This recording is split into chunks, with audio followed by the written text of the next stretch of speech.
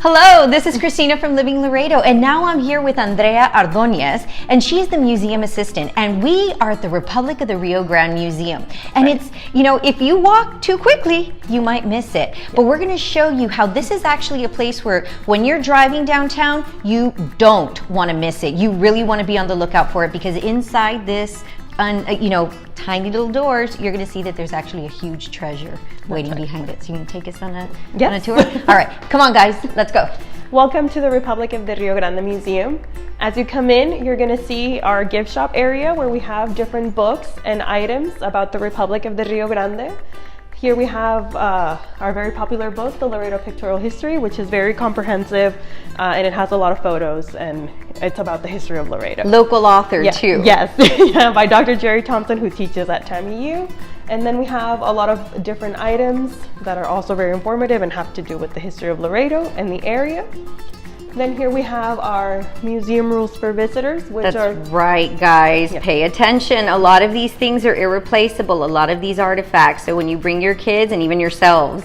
Yes, we want to have these artifacts for as long as we can. And if people are touching them, they start getting...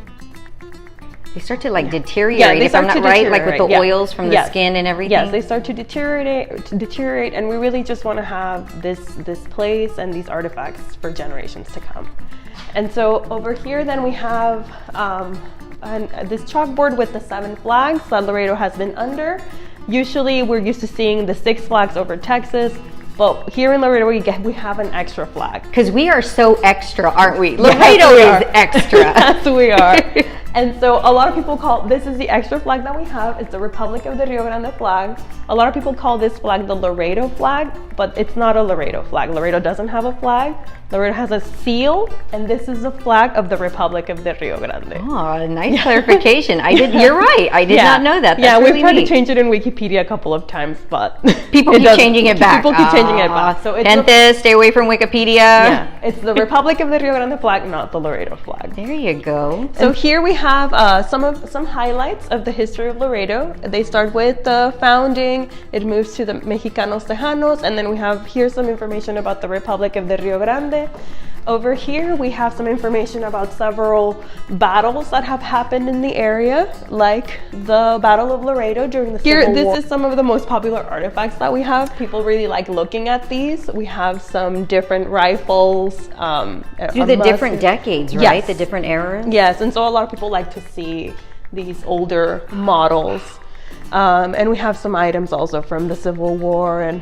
Well, I'm not going to take you guys too far in there. You're just going to have to come and check out the case yourself. All right. Go ahead. So this is the original part of the house. These 3 rooms in the back were built in the 1830s. And this first room is the ranching office. And as you can see, we have different artifacts. They're from the 1830s to the early 1900s. And here is set up as an office. And over here, we have different cattle brands and ranching equipment, because the owner of the house, Bartolome Garcia, he was in charge of registering cattle brands. Oh my goodness. Tell me that's not a bathtub. I think it's I'm just kidding. a feeding trough. It is. Yeah. I know, I'm just kidding. The second room is the bedroom, and it's set up, as you can see, we have a bed. If you can see, it's made out of, it has string mecate around. Oh goodness. So no springs. And so when they would say sleep tight, they would tighten. That's where it comes from. And you know what? I know what that's for. I know what. They have to comment. Okay. I know what that's for. That's all I'm going to say. That's okay. I know what that's for. Let's see if you guys can guess it in the comments. Let's see if you guys can guess it. So we have over there, that's a very popular artifact. People really like looking at these clothes and shoes and items that people used to use back in the 1800s. I always am so impressed at how the sizes, they're so petite. Yes. Everything's so petite. Yeah, and I think it's because people were smaller then because of food.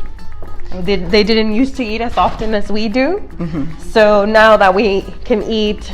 And now we're in the kitchen. Yeah. Speaking of food, perfect. Now we're in the kitchen. This is actually the oldest room in the house. And as you can see, it's set up as a kitchen. We have the different artifacts for cooking. We have over here one of my favorite artifacts, which is this water filter. What? Which This is made- right here is a water filter. It's a water filter made out of limestone, and so they would pour the water there, and it would slowly filter out to the bottom. And I think that's very smart. Yeah, that is.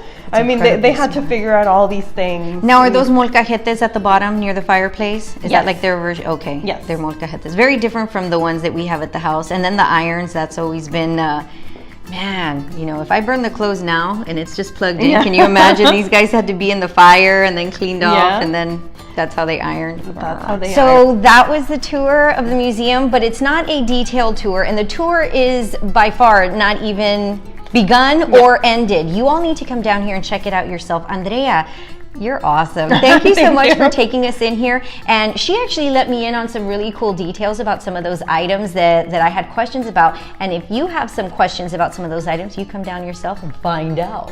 We're not going to give that away. So where's the location one more time? We are located at 1005 Zaragoza Street. We're right next to La Posada Hotel, right across the street from San Agustin Plaza. So you're like neatly tucked Yes. in. They're the cute little Yes. doors. If you want to find out about any events that we're having, you can find us on our Facebook page, which is, if you look for Webb County Heritage Foundation, you can find all events there. We have an Instagram account, which is at Webb Heritage. Oh, okay. Or you can look up our website. It's webheritage.org. Oh, wow. Okay. Yeah.